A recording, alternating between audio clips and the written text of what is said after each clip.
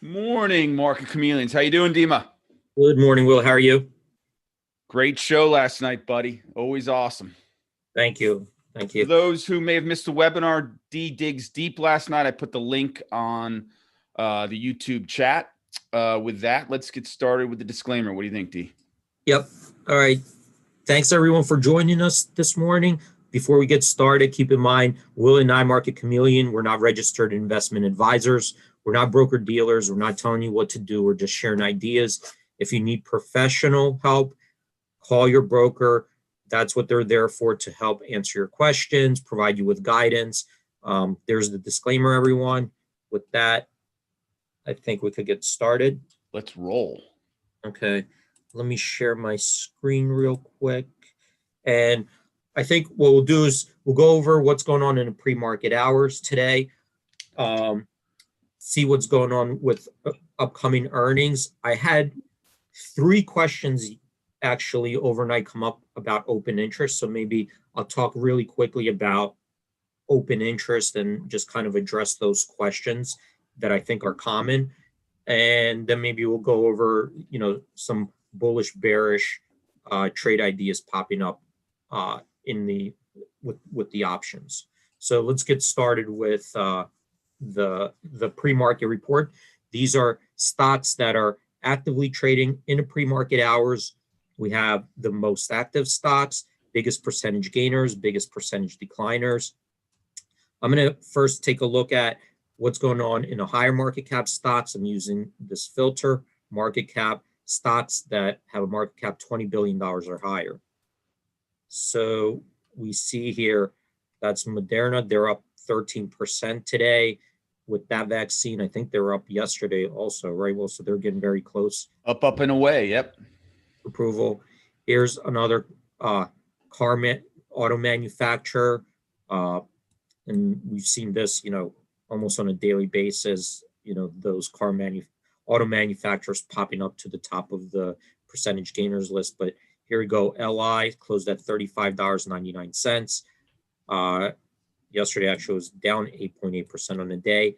Today, in the pre-market hours, trading $39.19, up 8.9%. Pre-market VWAP $39.48, trading 3.2 million shares in the pre-market hours.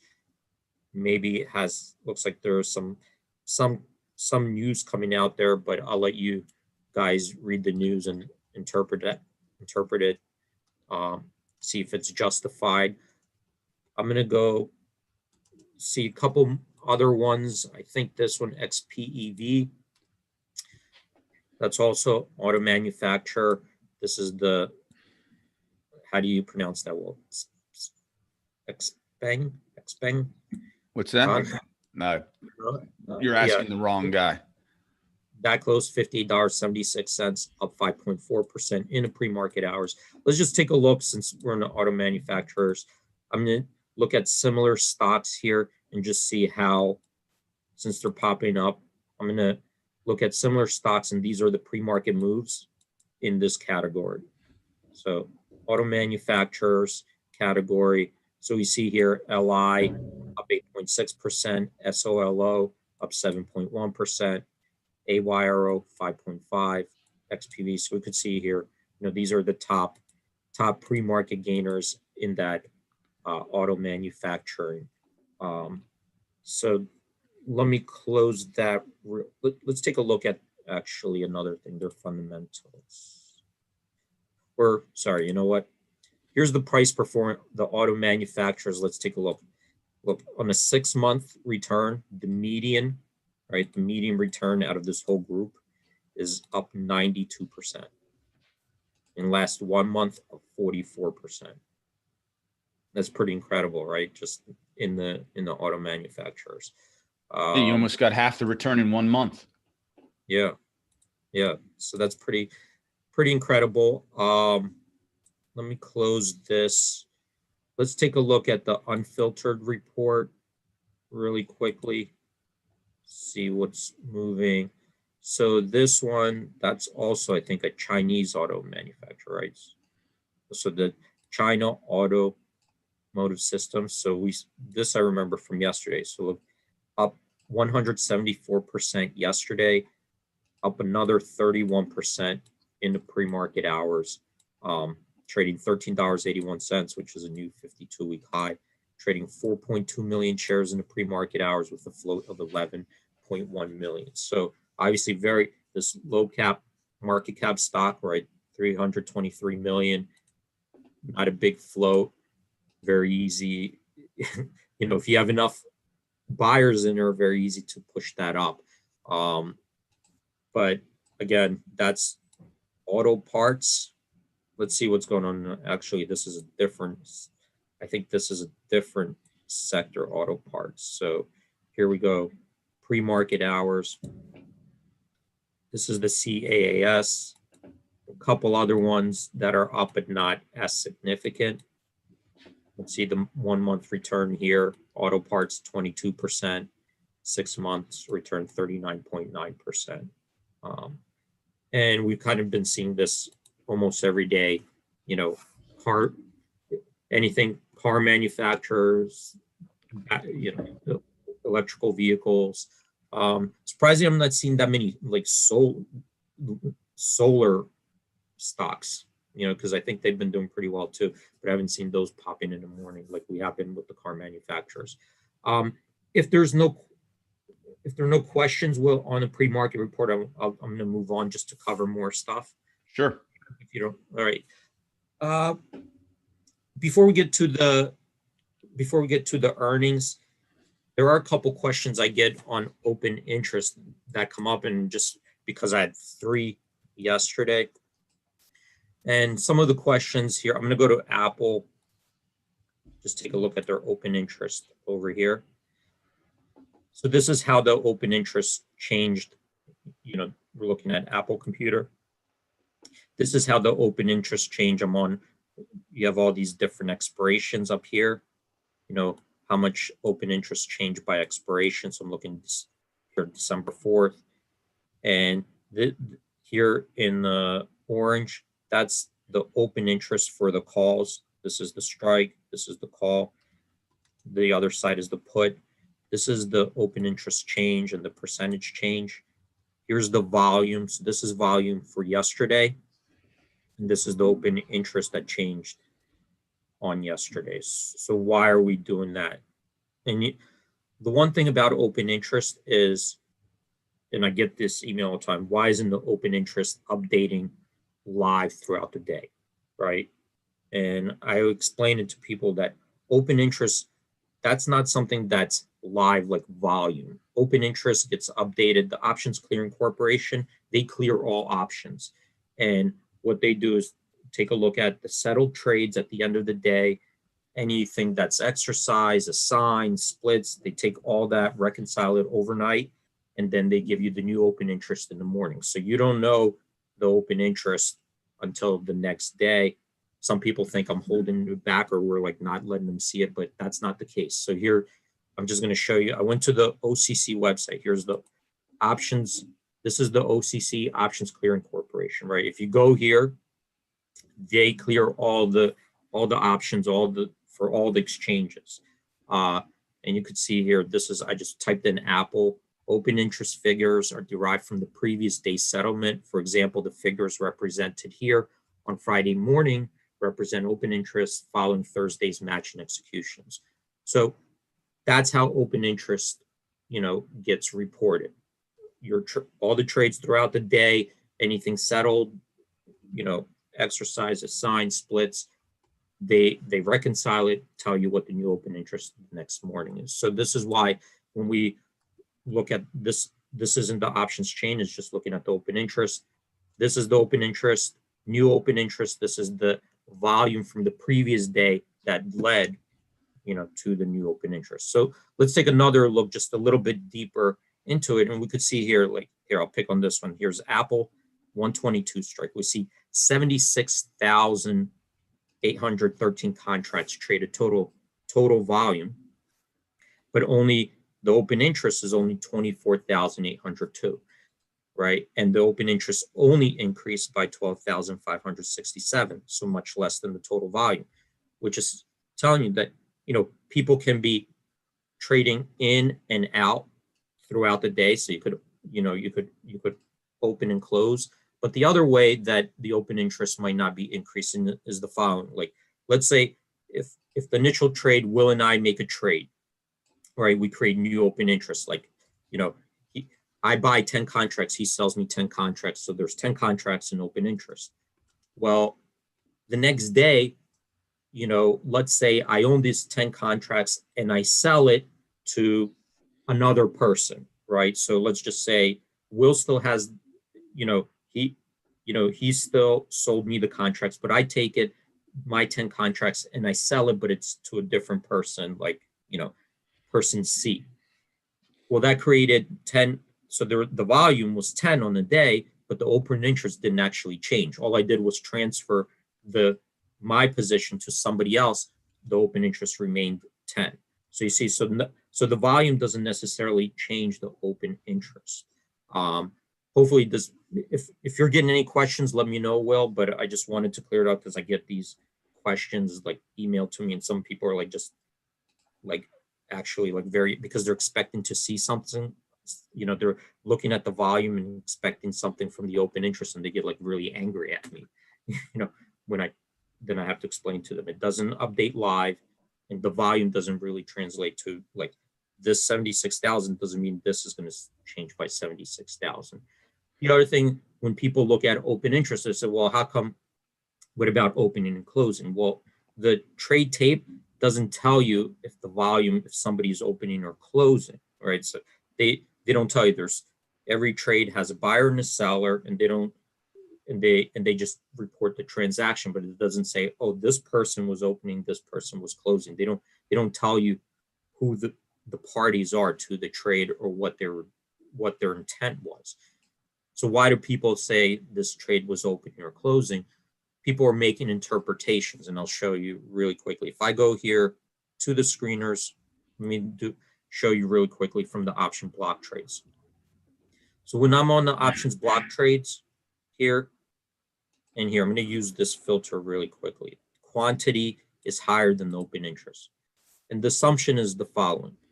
If in the morning over here, let's do this IGV, January 23rd call for the 4:30 call, right? In the morning, the day before we started, the open interest was 0, right? There's no open interest.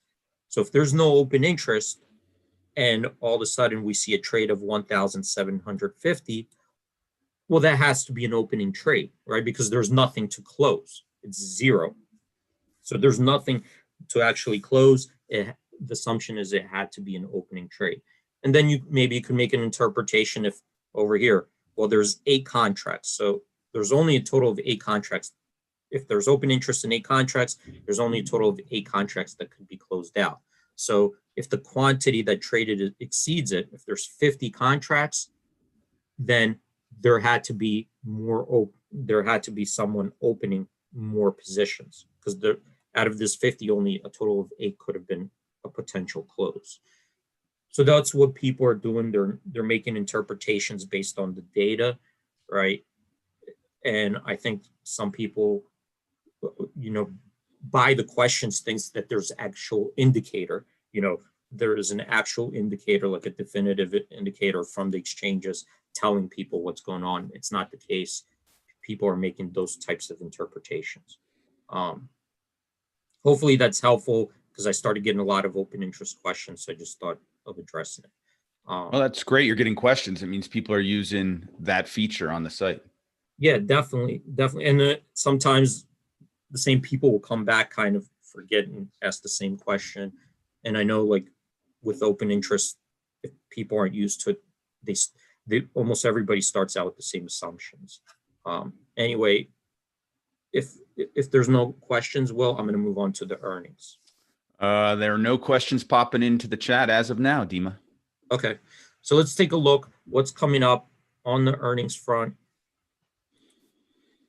And these are stocks that are expected to report earnings in the next 2 weeks. I'm going to filter out for stocks that on average trade 5,000 option contracts per day or more. Let's take a look at what's coming up. I'm on this full report next 2 weeks. So we see CRM that's expected to report today after the market close. As of yesterday's close, not open yet, the straddle is implying a move of 7.2% in either direction. So that's buying the call, buying the put. It's expecting the move to be 7.2%. That compares to an actual 4-quarter average move after reporting earnings of 8.5% and a 12-quarter average move of 5.1%. The high move in the last 12 quarters in that stock, 26% in the last 12 quarters. HPE, that's expected today after the market close. The straddle, as of yesterday, also similar implied move of 7.2% in either direction. That compares to a 4-quarter average move of 6.6% and a 12-quarter average move of 5.5%. And we see the high move on that in HP in the last 12 quarters, 11.5%.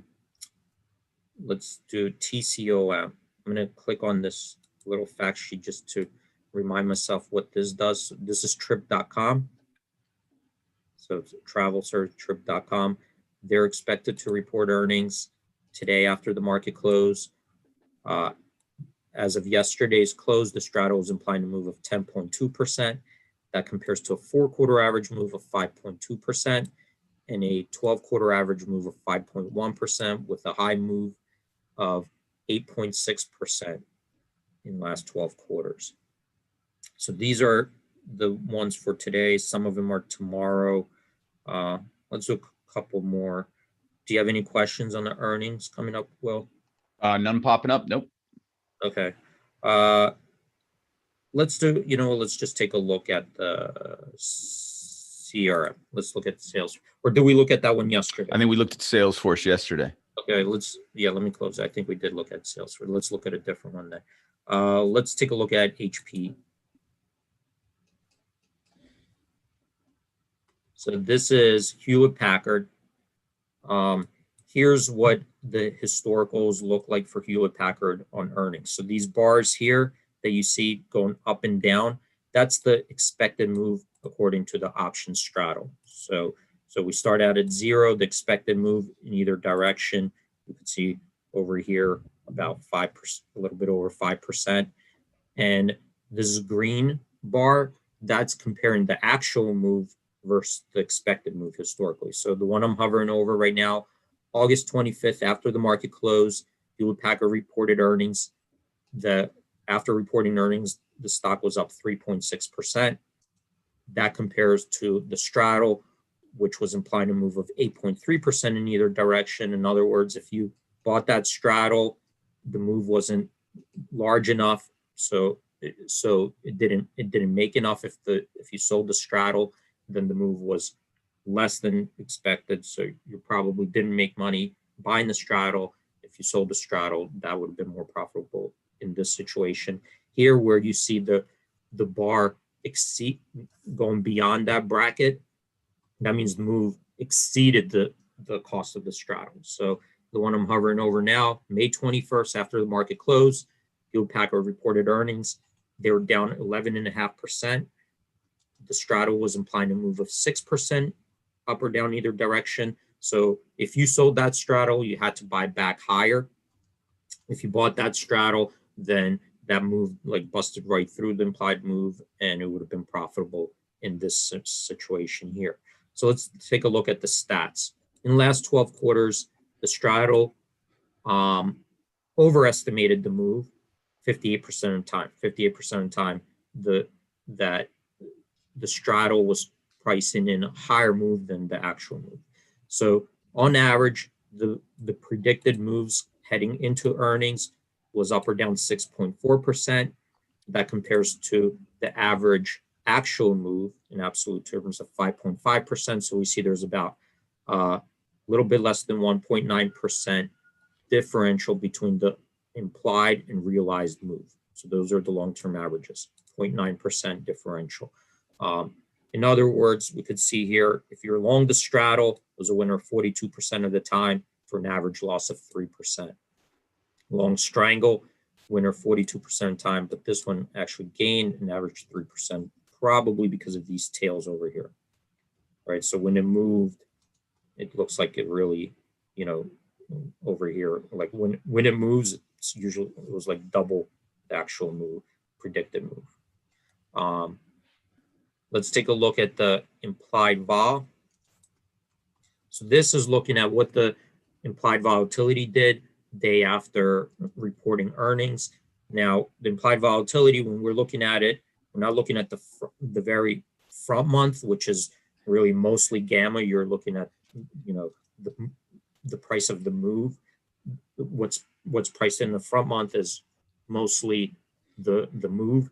When you're going out further out, there's more vega in the options, so there's more volatility risk. So we're looking at an option that's 30 days to maturity. Okay, so this isn't the front month options, but the ones that have 30 days to maturity. So let's take a look at those options.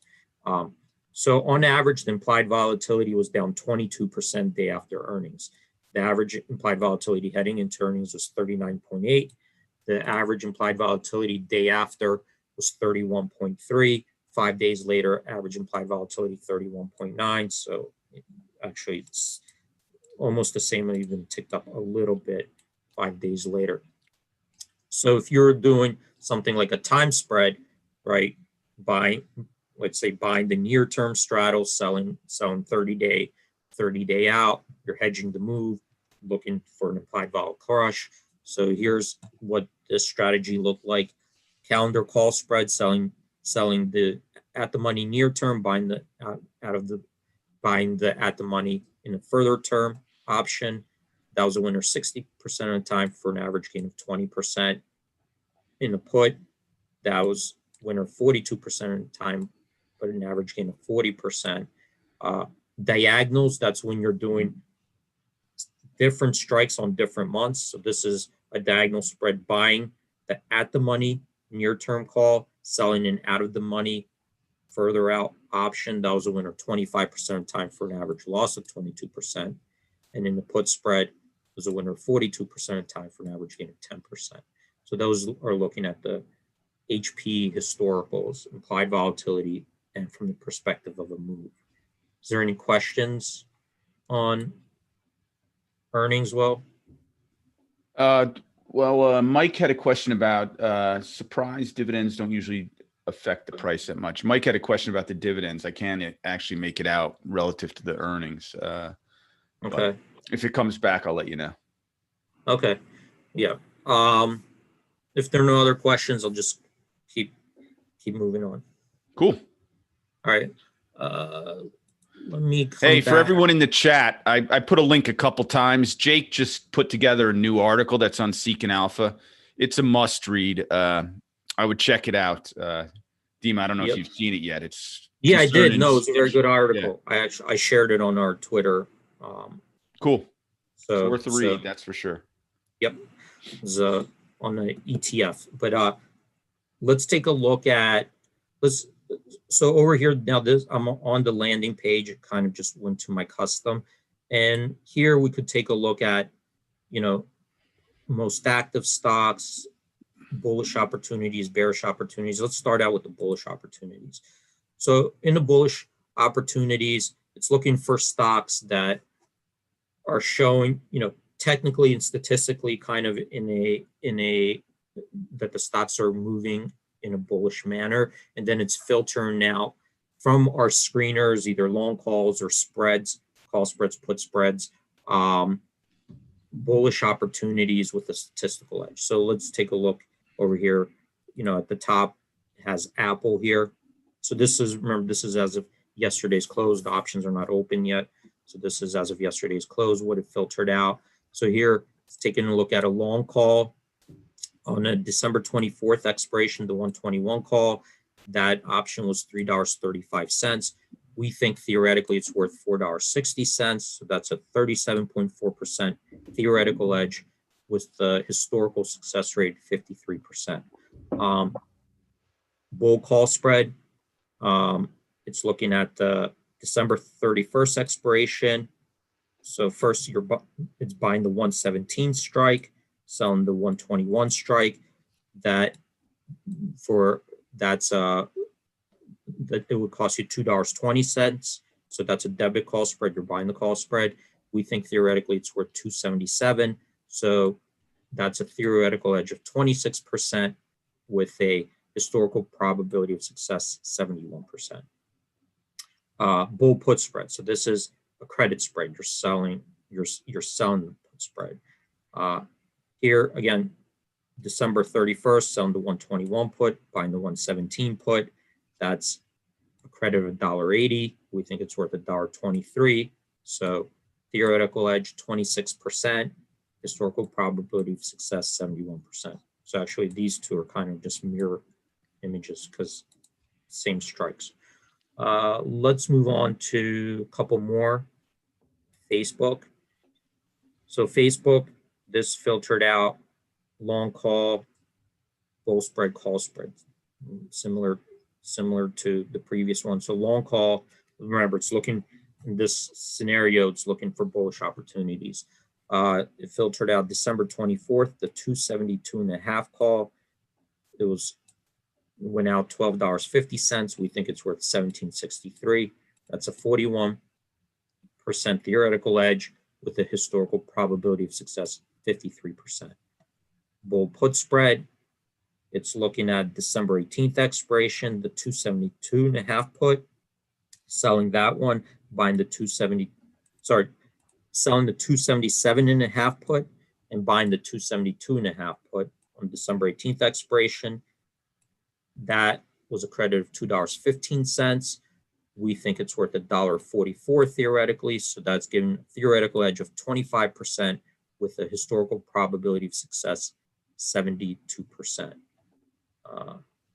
Bull call spread, Facebook. So this one's a debit spread. You're buying December 11th expiration, buying the 275 call, selling the 277.5 call. It's $1.40 debit. You're buying it with a theoretical edge of $1.73.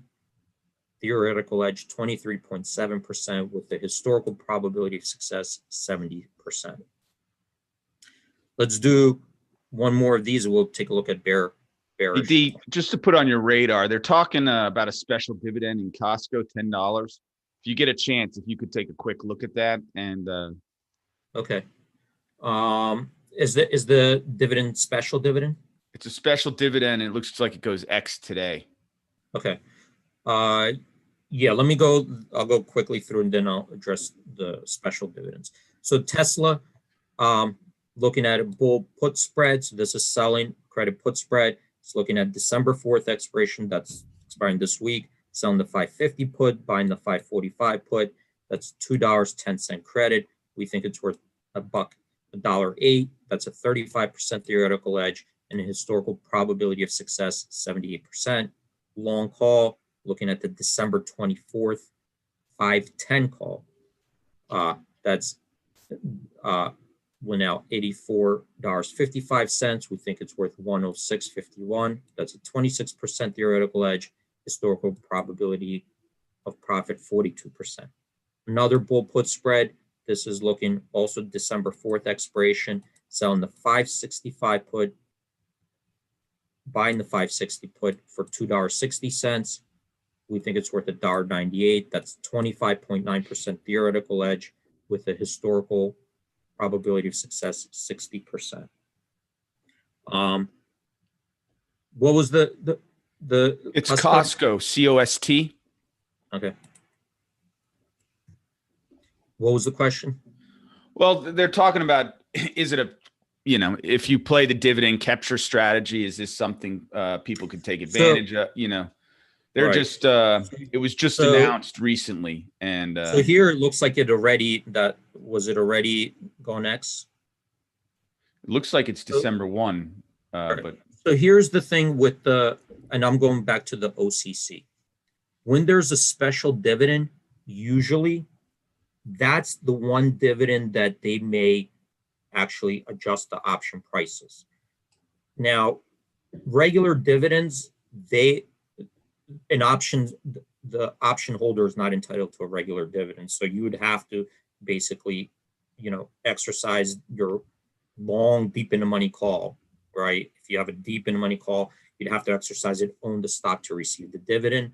Special dividends, those get treated differently by the OCC, and they usually will say, well, it's special. It wasn't part of a regular dividend. It was a surprise, and they might adjust those options. So it wouldn't matter, there's no dividend play if the options are adjusted, they offset each other. In other words, there might be a difference if you on a regular dividend, because the stockholder gets the dividend, option holder doesn't, then you might have to take action. But if the options are adjusted, then it wouldn't make a difference. And let me see if I could go to the OCC really quick, show you guys how to look it up.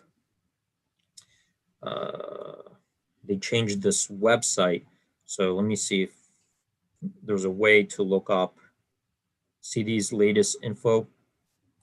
Let me see if there's a way to. Well, it looks like you can enter the symbol right there and search it. Oh, okay. Did I miss it? It's like really bright, so I couldn't. Is there a way to search keyword? Let's see if we could do, what is it? COST? COST, yep. All right. So here, cash distribution. So you see here, right? This is the OCC. Remember, we're talking about the open interest. They clear all the options. So they're really telling you. So I'm downloading it here. You could open it up and read about it. So here we go. Special dividend, right? $10, right? They're going to reduce everything. Look, you see here, they're already adjusting the options. So there's no in other words, there's no differential or arbitrage or any kind of capture strategy with it, because the options are getting adjusted for that dividend. Yeah, the only way to get the dividend is if you buy the stock outright today.